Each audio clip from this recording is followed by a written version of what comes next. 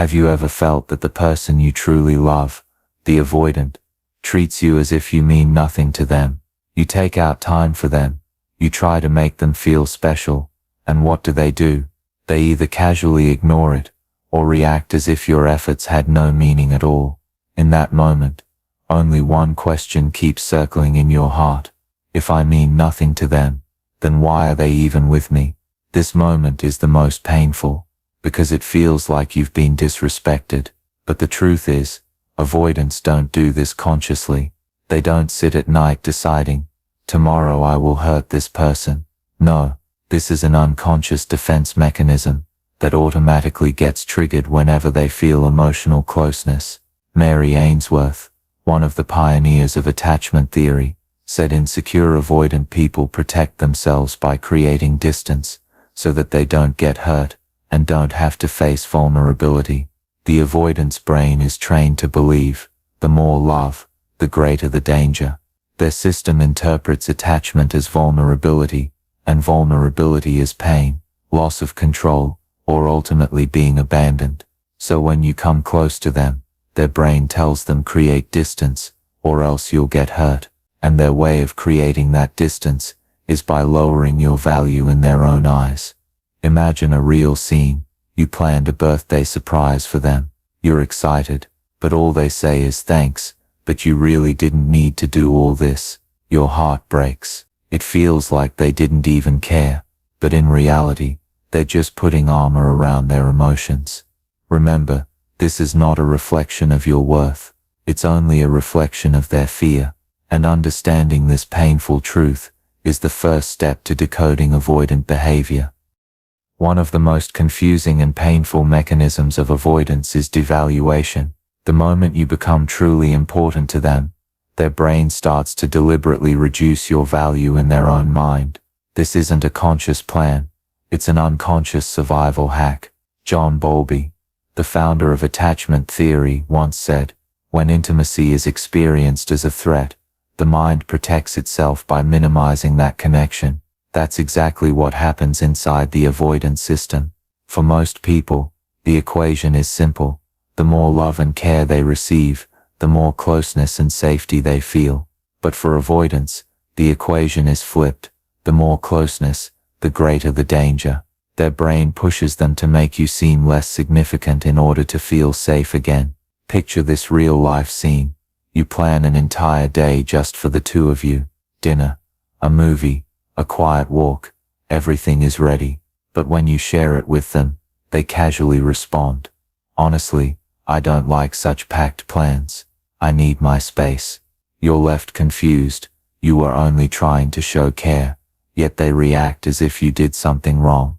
Or imagine you open up about your dreams for the future, maybe talking about settling down one day. Instead of engaging, they make a joke. "Wow, you already sound like a wedding planner." They laugh it off, but to you, it lands like a deep cut. Here's what's really happening. This isn't a reflection of your worth. It's their strategy. They are convincing their brain, this person isn't that special. I could walk away if I needed to. In this way, they control their own vulnerability. And here lies the paradox. The more an avoidant dismisses you, the more they are actually struggling with how significant you've become to them. If they criticize you over small things, downplay your feelings, or ignore your boundaries, it often means your presence has already triggered their deepest defenses. One of the most painful truths about avoidance is that they often engage in an unconscious process of testing. Deep inside, they carry a belief: people who love me will eventually leave. And because of this, they start running silent experiments on you, almost asking, how badly can I treat you before you walk away?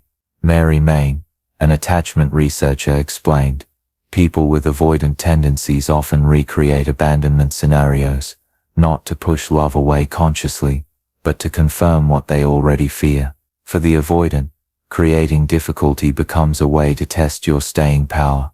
This test doesn't come in the form of direct questions. It comes in subtle yet cutting behaviors. They'll show up late repeatedly, cancel plans at the last minute, or forget the boundaries you've clearly set. To them, these aren't just accidents. Unconsciously, it's as if they're asking, will you still be here if I disappoint you? Imagine this. You're waiting at a cafe for a dinner you both planned. 30 minutes pass, then an hour. Finally they arrive casually with a line like, "Sorry, lost track of time." On the surface it seems careless, but under the surface it's a test. They're watching how you'll react. Will you explode? Will you walk out? Or will you quietly accept it? Another scene, you set a clear boundary. Maybe you said, "Please let me know in advance if you can't make it." The next week, they do the exact same thing. Not because they didn't hear you, but because their unconscious mind is pushing to see, do you really mean it? Or will you bend for me? Here's the paradox. The harsher the test, the deeper your value in their life. They don't test people they don't care about. If you didn't matter, they wouldn't bother. But because you've touched their vulnerability, they push harder, almost daring you to prove them wrong about love. And yet, understanding this doesn't make the experience less painful. Their tests punish your loyalty. The more you stay, the more they raise the difficulty level, trying to find your breaking point. It's not that you're weak for tolerating it. It's that they're terrified of truly believing in your love. Another hidden layer of avoidant behavior is their deep fear of losing control. For them, closeness doesn't just mean connection. It feels like a threat to their autonomy, their independence, their very identity. Carl Jung once said, "The most terrifying thing is to accept oneself completely." For avoidance, accepting another person deeply feels just as terrifying, because it demands surrendering parts of themselves. This fear shows up in subtle but sharp ways. When you express your needs, instead of leaning closer, they often dismiss them. Not because your needs are unreasonable, but because in their mind, meeting your needs equals losing their freedom. Picture this. You gently tell them, "I'd love if you could text me when you reach home. It makes me feel safe." A simple request, but their response, "Why do I need to report my every move?" What felt like a basic need for connection to you suddenly gets twisted into a battle for control in their mind. Or imagine you suggest, "Let's plan our weekend together." Instead of being excited, they shrug it off. "I'll let you know last minute. I don't like being tied down." To them, even coordination feels like suffocation, a loss of spontaneity, a loss of self. Here's the paradox. The closer they feel to you, the more their fear of engulfment rises. They want your love but dread being consumed by it. So they push back, asserting dominance through dismissive comments, unilateral decisions, or treating your feelings as secondary. It's not that they don't care about you, it's that caring activates their old wounds where love once meant control or manipulation. By putting their preferences above yours, they're unconsciously declaring, "I am still in charge. You cannot take me over." But remember this, their power plays are not a reflection of your worth or your demands. They're a shield against their own terror of losing individuality. The tragedy is that by fighting so hard to keep control, they often destroy the very closeness they crave deep inside. Understanding this fear doesn't mean tolerating it. It simply reveals why their dismissive behavior escalates when you get closer. For them, your love feels like both a gift and a threat. One of the most painful dynamics with avoidance is how they project their own inner shame onto the people closest to them. Inside, they carry a fragile and negative self-image.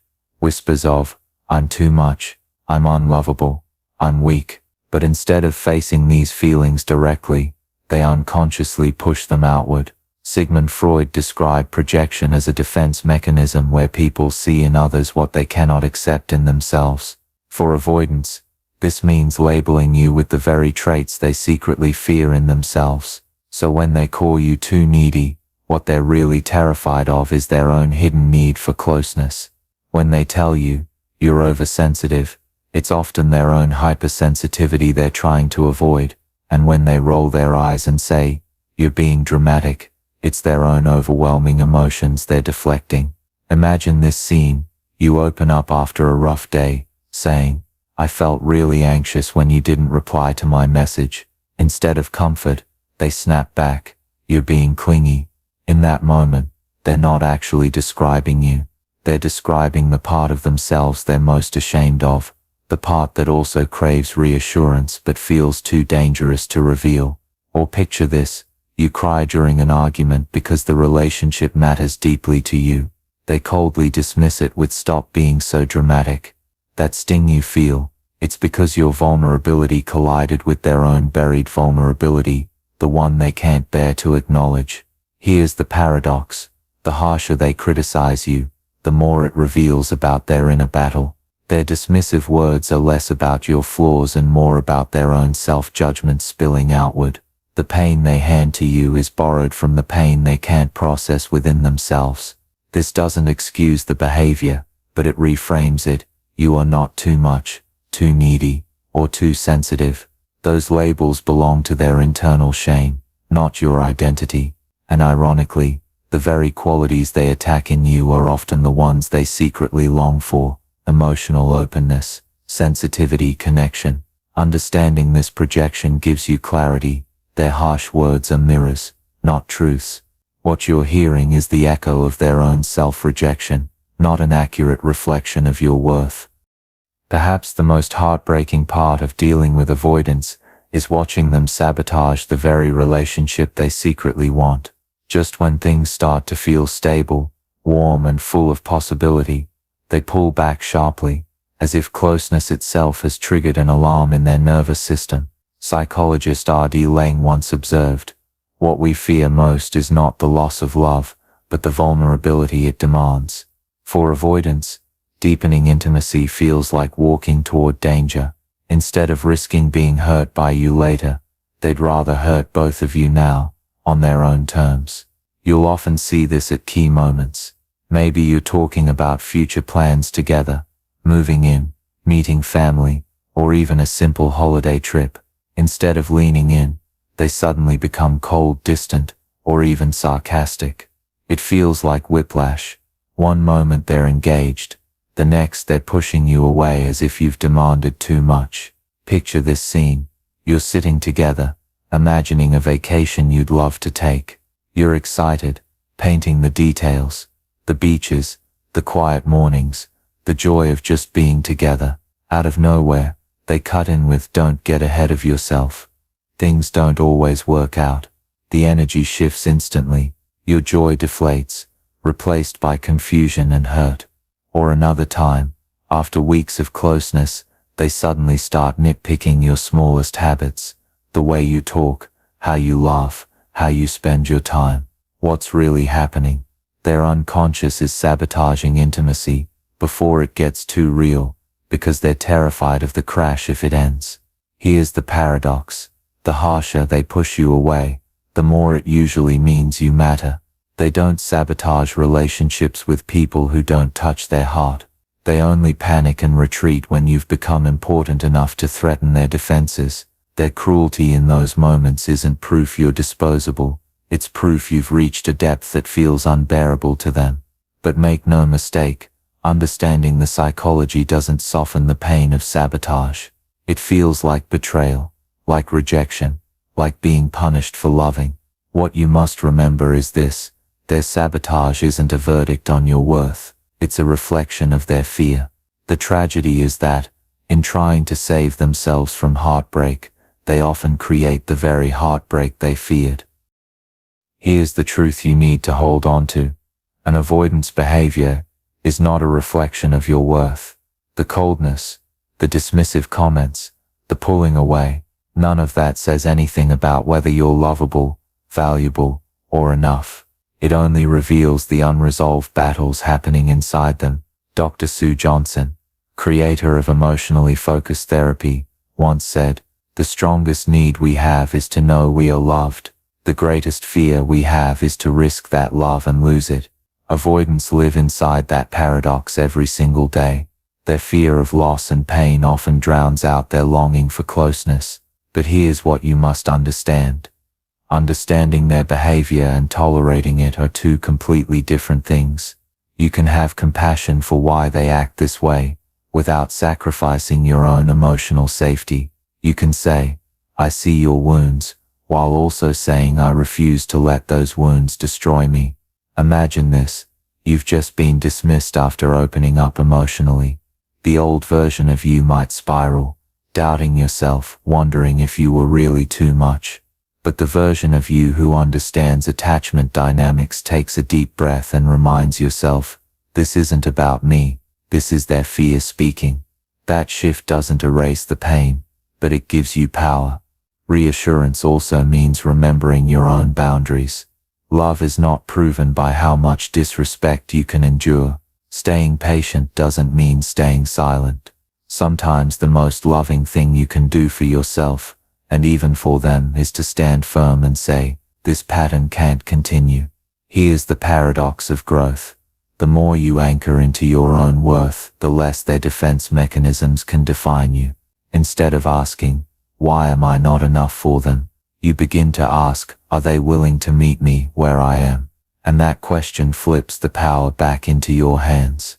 So let me reassure you, your tears, your sensitivity, your need for closeness, none of these are flaws. They're signs of your humanity. Avoidants may try to dismiss them, but those parts of you are precious. They're the very qualities that make deep love possible. Never confuse someone else's fear with your value. Their distance speaks of their wounds, not your worth. As we reach the end of this journey, there's one message I want to leave with you. Compassion for avoidance does not mean abandoning yourself. Understanding their fears gives you clarity, but clarity should lead to stronger boundaries, not endless tolerance. Harriet Lerner, psychologist and author of The Dance of Intimacy, said, "We are responsible for the clarity of our own boundaries. Without them, love cannot survive." Boundaries are not punishments. They are protections. They protect your self-respect, your emotional health, and the possibility of real connection. Think about it this way. If someone constantly dismisses your needs, ignores your feelings, or pushes you away when you reach out, you have two choices. You can keep proving your worth over and over, hoping they'll finally see it, or you can step back and say, my worth is already clear. I don't need to beg for it. That's what boundary setting looks like. Imagine a scene. Your partner cancels plans again, brushes it off with no apology, and expects you to simply accept it. The old you might quietly swallow the hurt, fearing that speaking up would push them further away. But the stronger you says calmly, I value time together. If this keeps happening, it won't work for me. Notice, no drama, no ultimatums, just firm clarity. That's how self-respect speaks. Here's the paradox. The more you prioritize your own boundaries, the more likely real intimacy becomes possible. Why? Because healthy love cannot exist without two people who honor both their own needs and each other's. Avoidance may not admit it, but boundaries from you often create the very structure they lack inside themselves. And even if they can't rise to meet you, remember this, you deserve a love that feels safe. You deserve respect, consistency, and a partner who sees your sensitivity, not as a burden, but as a gift. So let me close with this. Don't confuse compassion with self-abandonment. Don't confuse patience with silence, and never confuse someone's fear with your value. If this message resonated with you, share it, because someone else out there needs this reminder. Like, comment, and subscribe, so more people can find the strength to honor their worth, just as you are learning to honor yours, because you deserve a love that is safe, respectful, and nurturing.